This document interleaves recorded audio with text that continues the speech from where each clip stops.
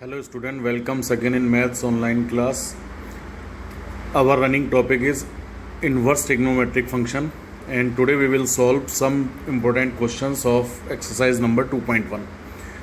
Question number 15, if tan inverse x, tan inverse y, tan inverse z are in AP, then prove that y square into x plus z, 2y into 1 minus xz minus x minus z is equals to 0. Okay तो given क्या है बेटा यहाँ पर कि tan inverse x, tan inverse y, tan inverse z AP में है। तो आपने एपी की प्रॉपर्टी पढ़ी होगी 11th क्लास में। एपी की प्रॉपर्टी क्या थी कि if A B C are in AP then 2b is equals to A plus C. Okay तो यहाँ पर भी बेटा कि ये tan inverse x plus tan inverse y plus tan inverse z are in AP, then इसका double is equals to A plus ये, तो वही मैंने लिखा है 2 tan inverse y is equals to tan inverse x plus tan inverse Z.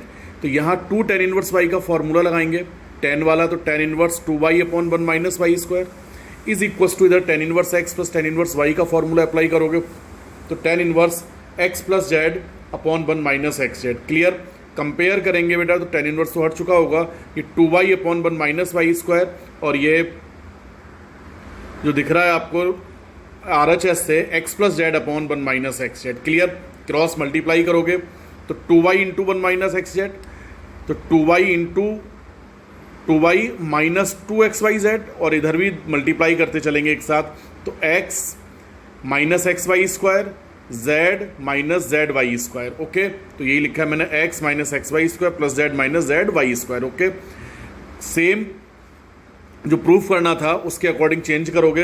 जैसे यहाँ पर आपको प्रूफ करने में क्वेश्चन वाले ने कहा है कि y square x plus z, तो यहाँ से आपको दिख रहा है बेटा इन दोनों टर्म्स में से, और 2y into 1 minus x Z, तो इन दोनों टर्म्स में से 2y कॉमन दिख रहा है, 2y कॉमन लेते ही यहाँ से 1 minus x z is equals to x plus z, और इन दोनों टर्म्स में से वाई स्क्वायर को अगर कॉमन लिया जाए माइनस वाई स्क्वायर को तो एक्स प्लस जेड आता दिख रहा है। क्लियर, जो प्रूफ करना था। और बाकी RHS के सारे टर्म्स को उठा के एक साइड ले आएंगे तो y square x plus z इधर आके प्लस का हो चुका होगा, और plus 2y into 1 minus x z और ये minus x minus z is equals to 0, hence prove. यही प्रूफ करना था ना। इसमें नेक्स्ट क्वेश्चन है अपना क्वेश्चन नंबर 16। तो 16 को समझने से पहले ये दो पॉइंट देखेंगे बेटा। जैसे क्वाड्रेटिक इक्वेशन होता है ax square plus B x plus c is equals to 0।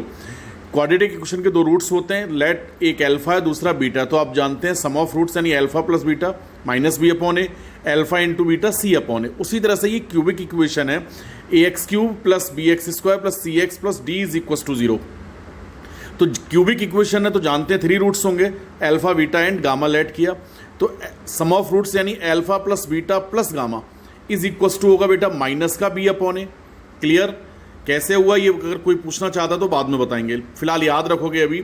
जैसे ये था माइनस बी अपॉन ए, और उसी तरह से alpha beta plus beta gamma plus gamma alpha is equals to होगा बेटा सी अपॉन ए। सी का मतलब कोएफिशिएंट ऑफ एक्स, ए का मतलब coefficient of x cube. Okay, और alpha beta gamma is equals to constant यानी D upon coefficient of x cube यानी D upon A, minus का डी अपॉन ए।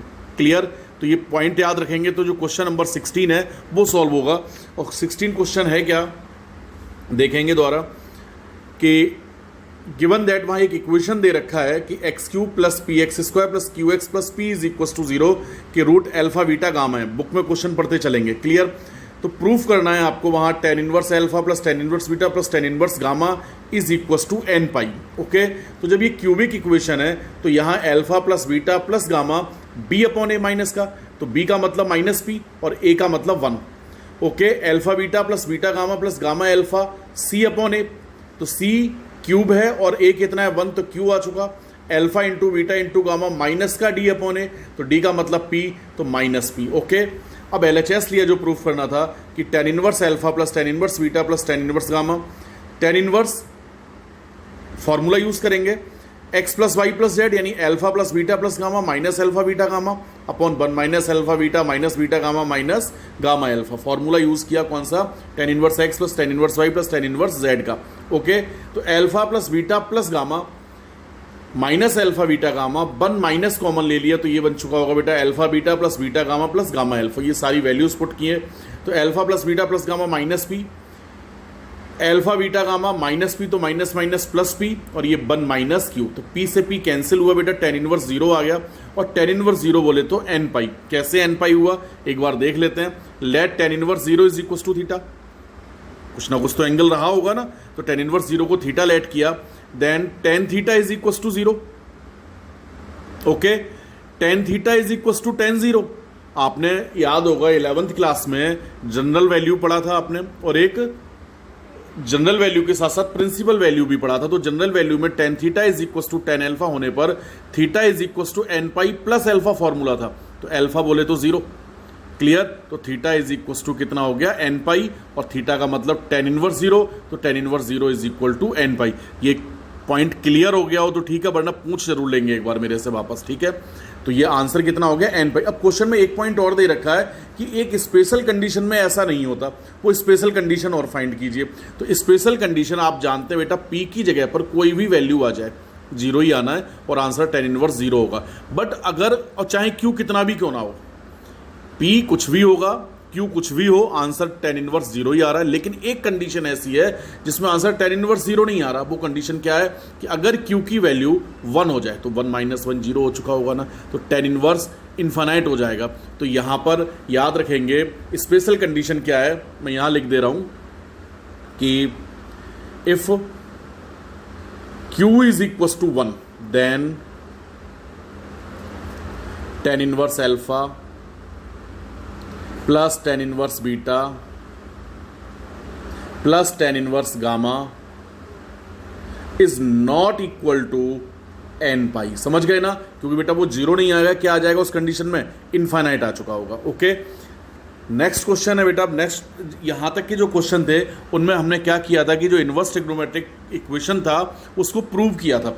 प्रूव करने में आप देख रहे थे कोई सी एक साइड अपन लेके चल रहे थे, चाहे एलएसएस चाहे आरएचएस, और दूसरी साइड अपन को मिल रही थी।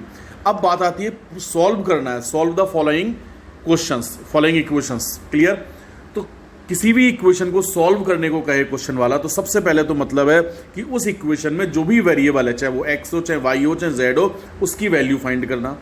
और जब सॉल्व करने को कहेगा तो हम दोनों साइड लेके चलेंगे, एलएचएस और आरएचएस भी। क्लियर, तो एक क्वेश्चन है, सबसे पहले क्वेश्चन नंबर 19 देखेंगे कि solve the equation, this equation tan inverse this plus tan inverse this is equal to tan inverse 2 upon x square. तो यहाँ वेरिएबल क्या है, x, तो x की वैल्यू फाइंड करना है, तो दोनों साइड लेके चलेंगे।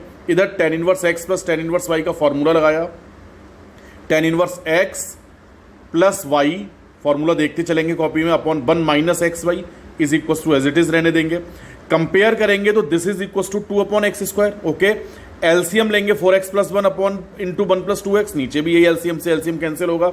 एलसीएम लेने के बाद इसको सॉल्व करेंगे, क्रॉस मल्टीप्लाई करोगे। ओके, क्रॉस मल्टीप्लाई करने के बाद आपके पास जो बचेगा, पहले तो सॉल्व करेंगे 6x प्लस 2 अपॉन नीचे जो भी है, कंपेयर किया, 2 ऊपर से कॉमन लिया और 2 से ये 2 कैंसिल हो जाना है। ओके, फिर क्रॉस मल्टीप्लाई करोगे, क्रॉस मल्टीप्लाई करने पर ये क्यूबिक इक्वेशन आ चुका होगा। Okay, 3x cube minus 7x square minus 6x is equal to 0, x common लिया, फिर ये क्वाड्रेटिक इक्वेशन आया, इसके फैक्टर किए तो x minus 3, 3x plus 2 equal to 0, 3 factor हो गए, तो x इक्वल टू 0 हो सकता है, x इज इक्वल टू 3 हो सकता है, और x is equal to minus का 2 अपॉन 3 हो सकता है। क्लियर, नेक्स्ट क्वेश्चन है क्वेश्चन नंबर 17, अच्छा क्वेश्चन है। Sec inverse x upon A minus sec inverse x upon B is equal to sec inverse B minus sec inverse A. करना क्या है इस क्वेश्चन में, 2 ट्रिक लगानी है बेटा। सबसे पहले तो जितने भी सेक इनवर्स हैं सबको कॉस इनवर्स में कन्वर्ट करेंगे। क्यों करेंगे, क्योंकि सेक इनवर्स का कोई फॉर्मूला नहीं है इस टाइप का। तो जैसे ये कॉस इनवर्स ए अपॉन एक्स हो जाएगा, जानते हैं sec inverse x is equal to cos inverse 1 upon x, formula देखेंगे।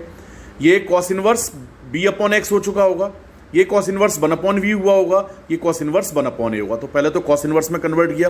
दूसरी ट्रिक ये लगाएंगे कि ए वाले जो टर्म है, जैसे एक ए वाला टर्म ये है और एक ए वाला टर्म ये है, इसी तरह से 2 बी वाले टर्म है, तो ए वाले टर्म को एक साइड, बी वाले टर्म को एक साइड करेंगे। क्लियर, जैसे मैंने यहाँ लिख रखा है cos inverse A upon x plus cos inverse 1 upon A. Same इधर ये इस साइड आ चुका होगा, तो cos inverse B upon x plus cos inverse 1 upon B. Okay, अब cos inverse x plus cos inverse y use करेंगे दोनों साइड।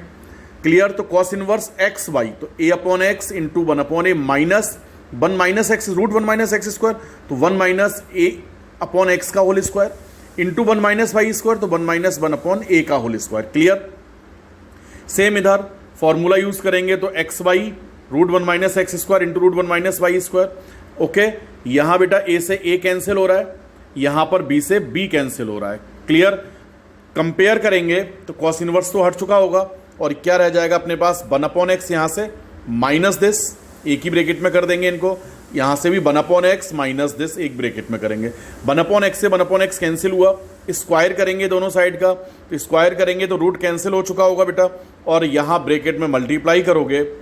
क्लियर। मल्टीप्लाई करने पर जो कैंसिल आउट हो चुके हैं उनको कैंसिल आउट करेंगे।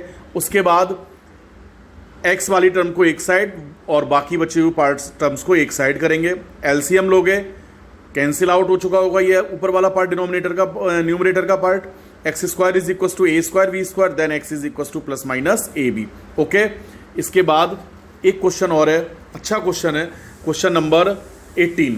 क्या दिया हुआ है बेटा, cos inverse x square minus 1 upon x square plus 1 plus tan inverse 2x upon x square minus 1 is equal to 2 pi by 3। दोनों साइड लेके चलना है। तो आपको याद होना चाहिए बेटा, कॉस इनवर्स एक फॉर्मूला पढ़ा था आपने कि 2 tan inverse x is equal to cos inverse 1 minus x square upon 1 plus x square, और एक इन टर्म ऑफ tan भी था, tan inverse 2x upon 1 minus x square. तो आपको यहां दिख रहा है कि एक्स स्क्वायर माइनस 1 है, जबकि 1 माइनस एक्स स्क्वायर होता तो फॉर्मूला होता, यहां पर भी नीचे 1 माइनस एक्स स्क्वायर। तो आपने क्या करना है, सबसे पहले ऊपर से माइनस को कॉमन लेना है। तो कॉस इनवर्स माइनस कॉमन लिया, ब्रैकेट में रह जाएगा 1 minus x square upon 1 plus x square.